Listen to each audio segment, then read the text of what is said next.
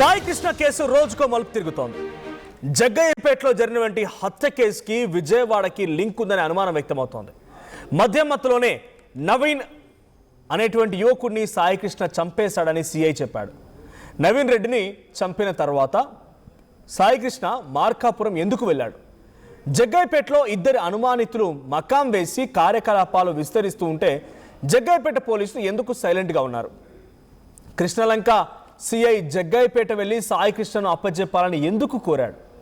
Sai Krishna missing వెనుక అసలు వాస్తవాలేంటి? ఇప్పుడివే అనుమానాలు వ్యక్తమవుతున్నాయి. సాయి కృష్ణ మిస్సింగ్ వెనుక 25 కోట్ల ల్యాండ్ డీలింగ్ కూడా ఉందని అనుమానాలు వ్యక్తమవుతున్నాయి. సిపికి చెప్పకుండా టాస్క్ ఫోర్స్ పోలీసులు మార్కాపురం వెళ్లారా?